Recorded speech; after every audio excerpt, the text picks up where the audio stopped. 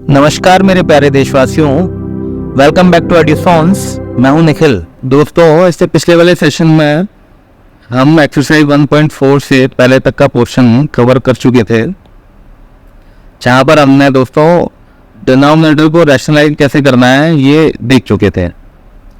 ठीक है, क्योंकि जब आप डिनोमिनेटर में कोई इरेशनल नंबर देखते हैं दोस्तों, तो उसे रीड करना या कॉम्प्रिहेंड करना थोड़ा मुश्किल हो जाता है। तो हम ऐसे नंबर्स को हमेशा ऐसे नंबर्स के डिनोमिनेटर को रैशनलाइज करने के बाद, जहाँ पर डिनोमिनेटर में एक रैशनल नंबर आ जाए, ऊपर भले ही रैशनल नंबर हो, तो उसको आगे यूज़ करना दोस्तों आसान हो जाता है। चलिए दोस्तों, आज के सेशन में हम स्टार्ट करने वाले हैं ये एक्सरसाइज 1.4। तो दोस्तों बढ़ते हैं आगे।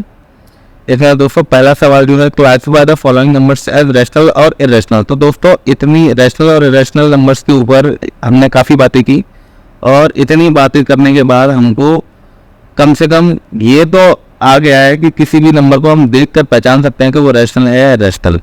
तो दोस्तों देखते हैं, पहला इन्होंने दे रखा है 2 - √5। दोस्तों देखते ही पता चल रहा है कि एक इरेशनल नंबर है। वैसे भी हमने एक प्रॉपर्टी पढ़ी थी दोस्तों कि अगर एक रैशनल और एक इरेशनल नंबर के बीच में आप कोई भी ऑपरेशन परफॉर्म करते हैं, चाहे वो एडिशन हो, चाहे सब्ट्रैक्शन हो, मल्टीप्लिकेशन, डिवीजन हो, अगर उसमें एक नंबर रैशनल है, एक इरेशनल है, तो रिजल्ट भी हमेशा उससे एक इरेशनल नंबर मिलेगा। यहाँ पे आप देख सकते हैं, ये एक रैशनल नंबर पे और एक इरेशनल नंबर पे सब्ट्रैक्शन का ऑपरेशन परफॉर्म किया गया है, तो इसका रिजल्ट हमको एक इरेशनल नंबर मिलने वाला है। ठीक है, आगे बढ़े दोस्तों। इसी सिलसिले में दोस्तों सेकंड जो इसका सब पार्ट है वो देखें दोस्तों, तो ये -23 माइनस अंडर रूट में 23 है, ये प्लस में अंडर रूट 23 है दोस्तों। इसमें से ये माइनस हो जाएगा तो ये हो जाएगा 0, और रिजल्ट में हमें मिलेगा एक रैशनल नंबर। तो दोस्तों ये तो हो गया रैशनल, ये हो गया रैशनल।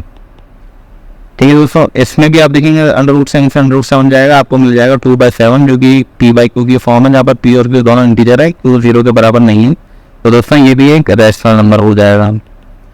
ठीक है दोस्तों, आगे बढ़े तो दोस्तों 1/√2 जो है, इसको आप रैशनलाइज करेंगे तो आपको क्या करना है, √2 से मल्टीप्लाई डिवाइड करेंगे तो आपके पास आ जाएगा √2/2।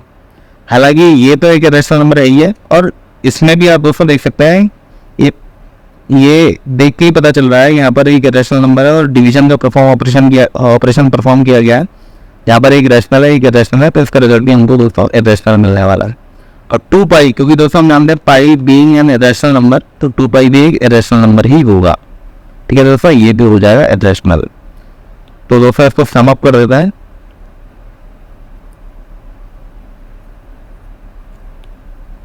तो दोस्तों ये हो गया इरेशनल, ये हो गया रैशनल, ये हो गया रैशनल, ये हो गया इरेशनल, और दोस्तों ये भी हो गया इरेशनल। ठीक है, आगे बढ़े दोस्तों।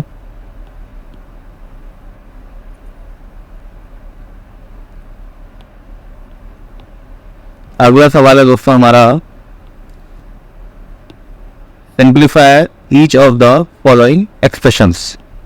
देख लेते हैं दोस्तों, पहला सवाल है हमारा इसमें 3 + √3 × 2 + √2। दोस्तों बहुत ही आसानी से इसमें a + √b × c + √d वाली आइडेंटिटी लगाएंगे आप, तो आपको मिलेगा ac + a√d + c√b + √b × d। दोस्तों इस आइडेंटिटी को जब आप इस वाले एक्सप्रेशन में लगाएंगे तो आपको मिलेगा c × 2 + 3 √2 + 2 √3 + √2 × 3। ये दोस्तों आपके पास आ गया 6 + 3√2 + 2√3 + √6। ठीक है दोस्तों, बहुत ही आसान था। आगे बढ़ते हैं।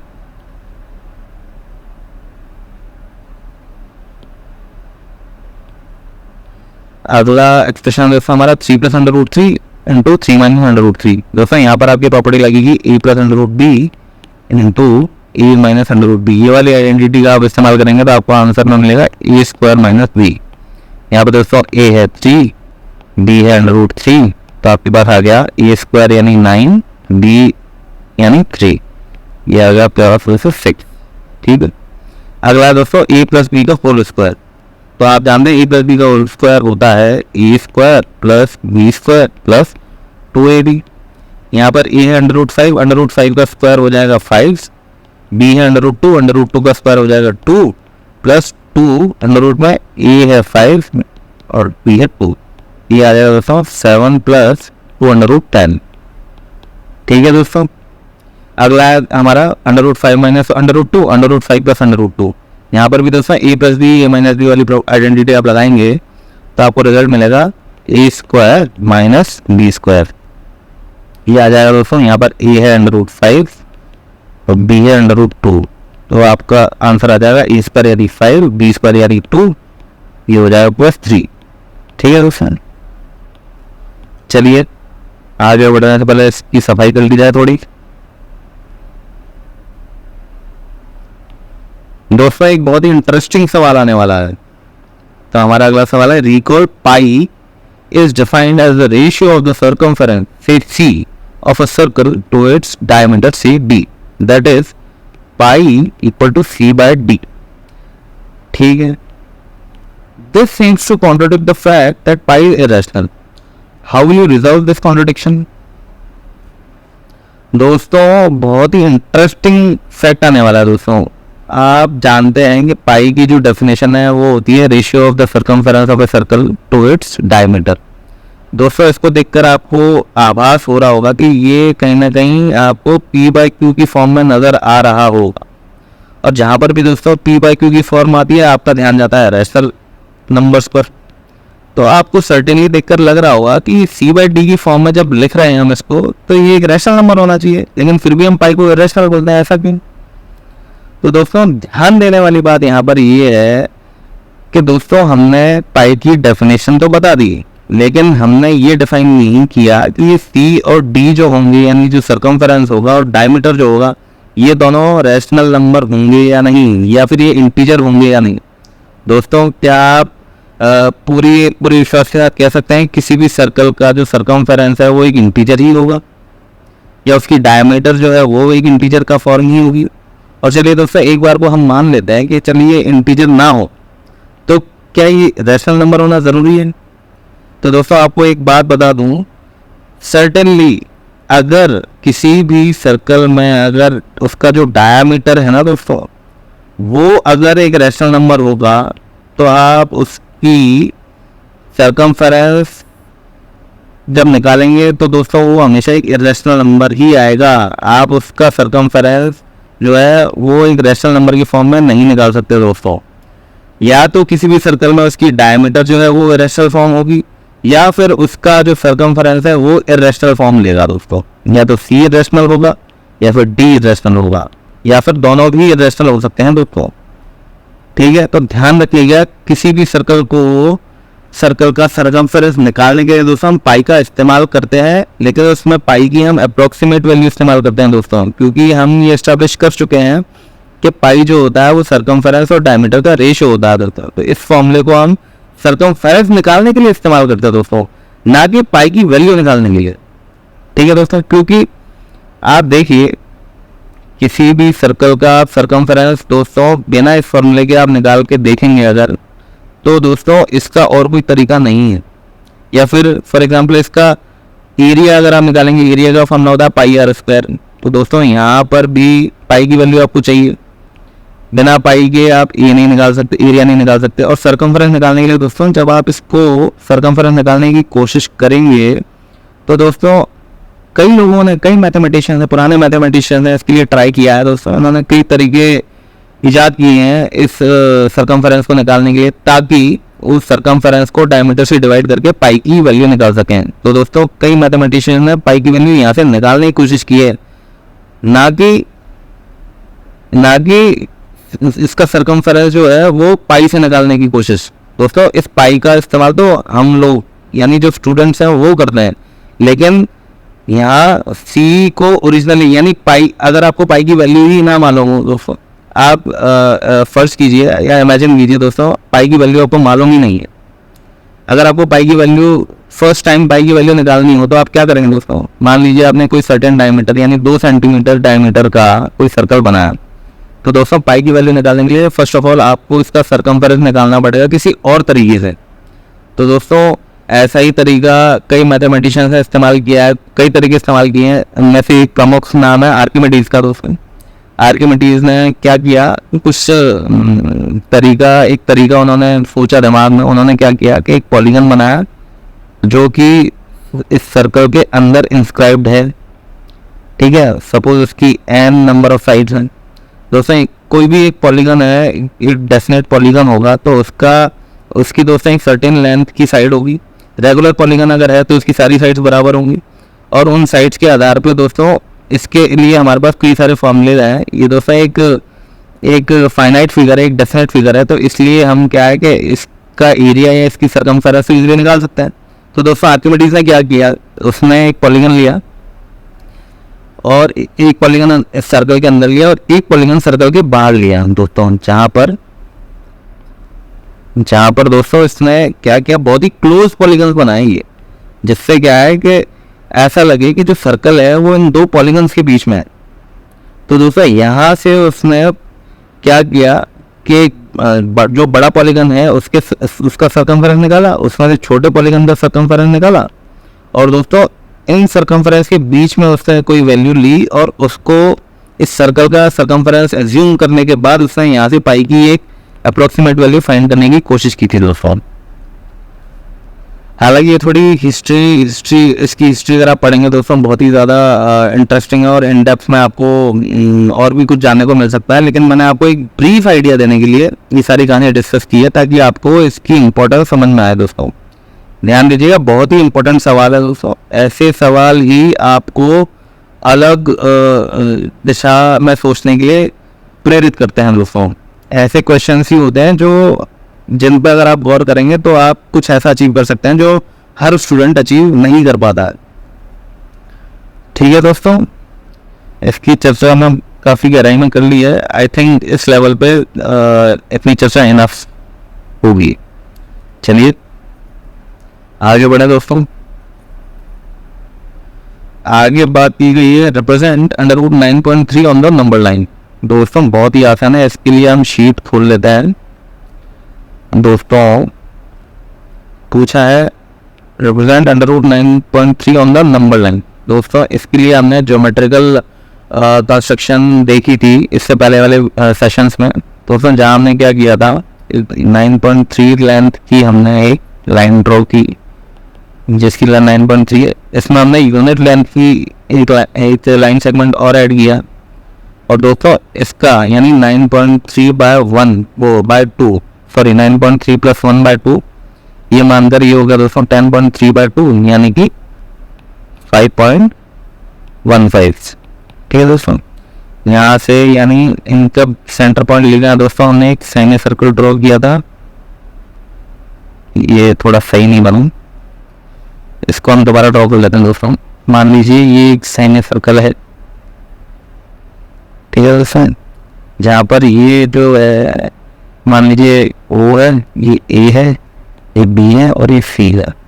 ठीक है दोस्तों, और ये हमारी नंबर लाइन है दोस्तों जो आगे बढ़ती जा रही है, और ये इधर भी आगे बढ़ती जा रही है।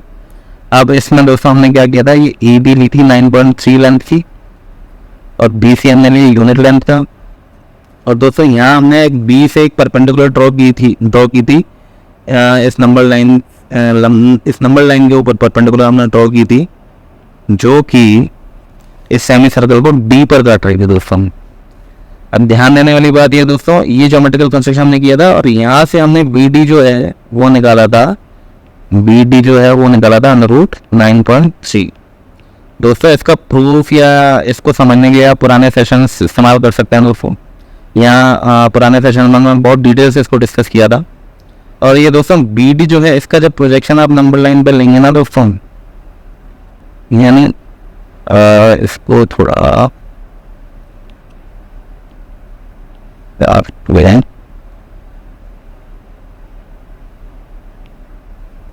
यानी दोस्तों इसको हमने लिया था, मान लीजिए ये था हमारा सी और इस पॉइंट को हम दोस्तों मान लेते हैं ई।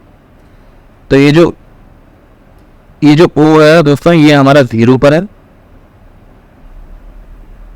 मान लीजिए नहीं सॉरी वो नहीं, ये बी जो है ये हमने 0 माना है, 0, ये जो ओ है इसको हटा देते हैं कर, क्योंकि दोस्तों यहाँ से हमने यूनिट लेंथ की ये ली थी, तो हम मान लेते हैं ये 0 है, बी जो पॉइंट है ये 0 है, ओरिजिन है, और सी जो है 1 है, तो दोस्तों ई जो है हमारा ई हो जाएगा अंडर रूट में 9.3।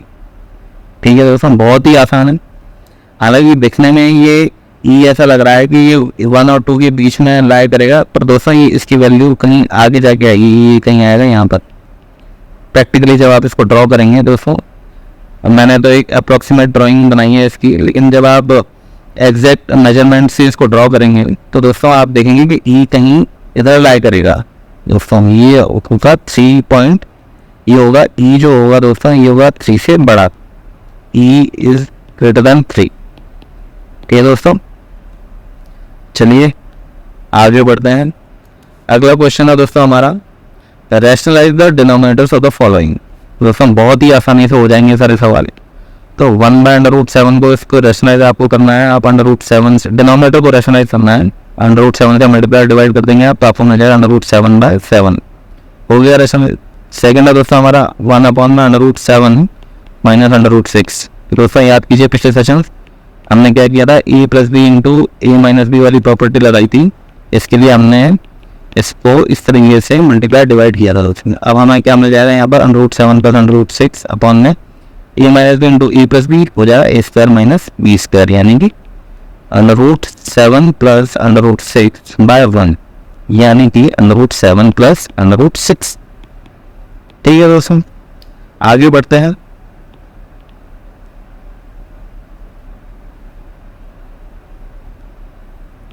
अगला सवाल है दोस्तों हमारा 1/√5 प्लस √2। आपको करना कुछ भी नहीं है, 1/√5 प्लस √2 जो है इसको √5 माइनस √2 से मल्टीप्लाई और डिवाइड कर दीजिए, तो आपको मिल जाएगा √5 माइनस √2 अपॉन में ए स्क्वायर माइनस बी स्क्वायर, यानी 5 माइनस 2, यानी कि √5 माइनस √2/3। बहुत ही आसानी से हो गया दोस्तों।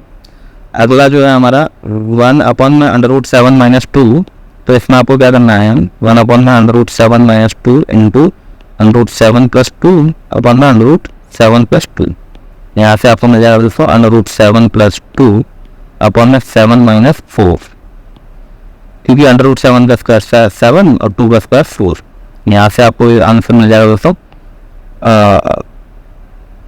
√7 प्लस 2 डिवाइड बाय 3।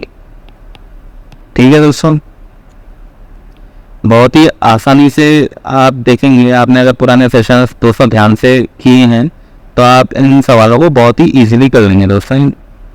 ठीक है, तो चलिए दोस्तों ये कहानी थी आज के लिए इसी स्टॉप करते हैं दोस्तों, अदरवाइज सेशन फिर से लंबा हो जाएगा। आगे बात करेंगे हम दोस्तों laws of exponents for real numbers, इसको दोस्तों हम अगले सेशन में कवर करेंगे। तो आज के लिए इतना ही दोस्तों, stay tuned for next session.